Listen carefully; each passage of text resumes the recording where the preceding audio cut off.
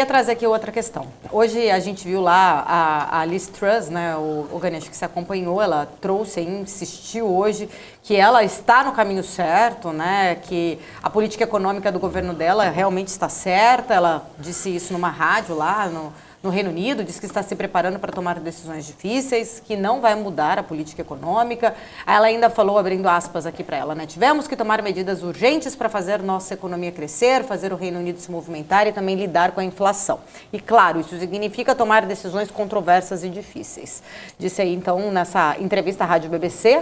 E aí a gente viu, né, desde a semana passada, por conta dos primeiros passos, vamos dizer assim, que Liz Truss adotou, a Libra sofreu uma forte desvalorização. Aí ontem teve muito aquela notícia, né, dos rendimentos dos títulos do governo aí britânico dispararam, forçando o próprio Banco Central aí da Inglaterra a reviver aí o programa de compra de títulos, né, um movimento de uma emergência para tentar segurar ali os fundos, né, reforçar os fundos de pensão.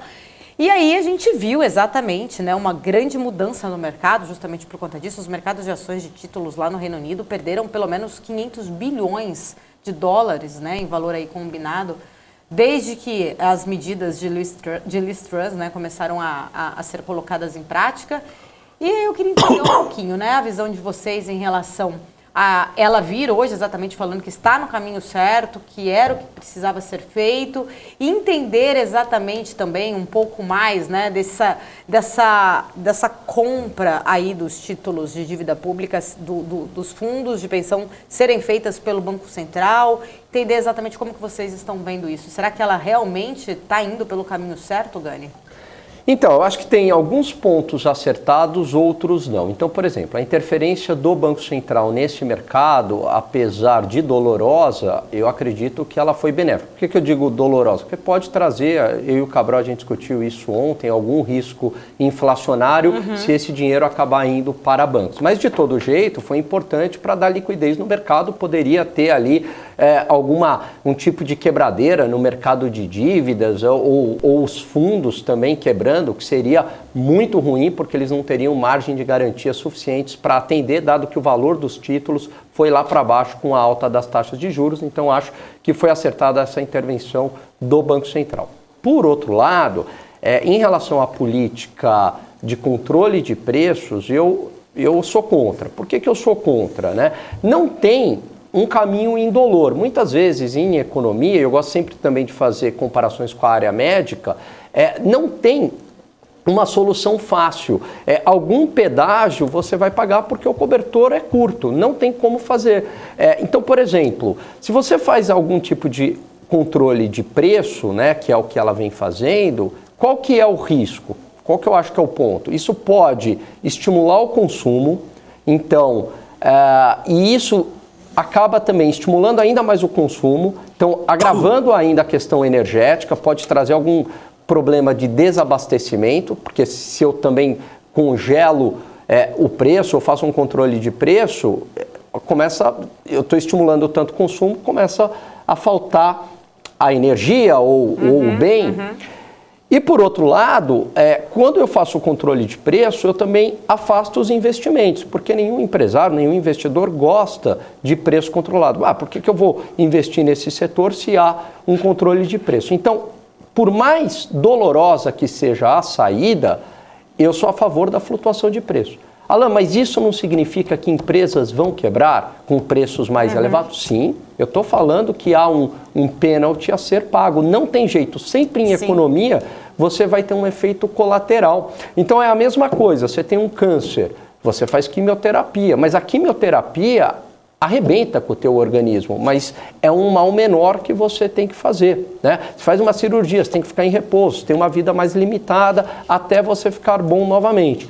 Então, o ponto é que a Europa paga um preço muito alto por políticas energéticas equivocadas do passado, aonde desestimularam a produção de combustíveis fósseis sem ter o substituto ainda e também se tornaram altamente dependentes do gás da Rússia. Sim. Essa combinação levou a essa situação.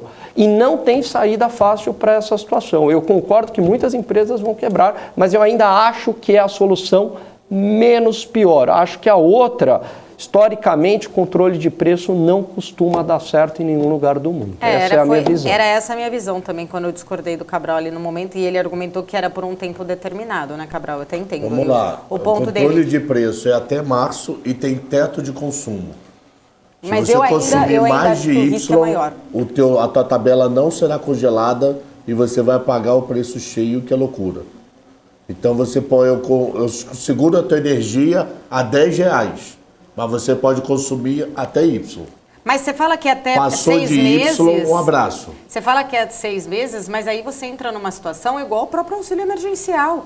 Ele começa como uma emergência e continua. O cara libera e põe para consumo, para venda normal da população, porque o preço baixa. O próprio preço chega no preço dele, aí ele solta. Mas o produto não é dele, né, Cabral?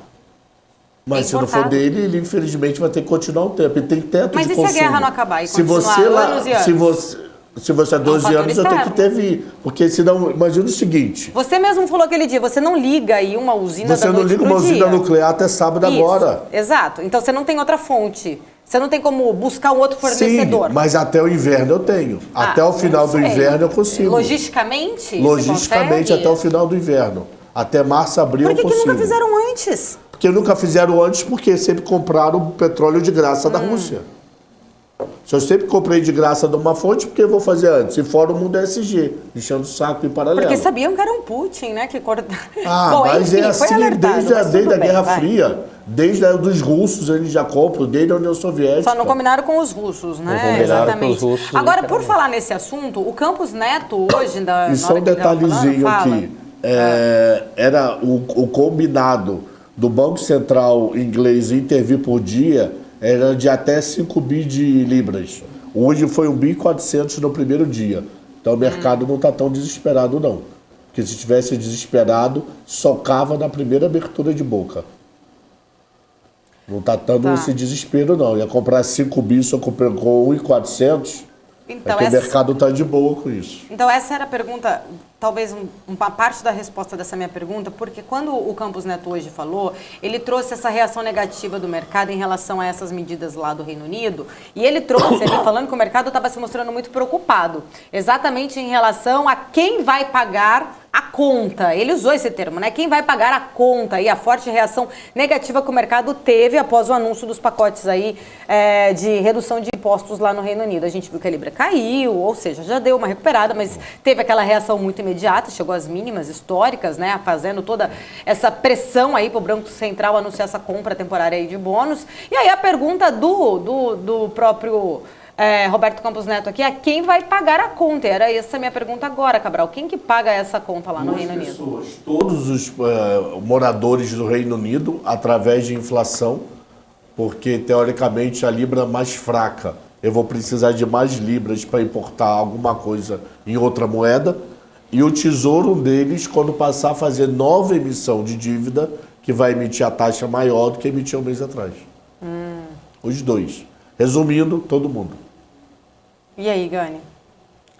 Você sabe, eu estava pensando aqui enquanto vocês falavam, eu acho o problema da Europa muito mais grave, é um problema estrutural. Eu acho que todas essas medidas, elas são mais paliativas a curto prazo, sim, né? Sim. Então, assim, o grande problema hoje da Europa é a falta de indústria, né? Com exceção, talvez, da Alemanha. A Alemanha tem indústria, alguma indústria na França, mas é a desindustrialização do país, uma economia voltada apenas para o setor de serviços e com uma população envelhecendo, pouca gente nascendo, um Estado que se torna muito inchado, até por conta do número de idosos, então é tudo muito caro sustentar isso, então não vejo muita saída para a Europa.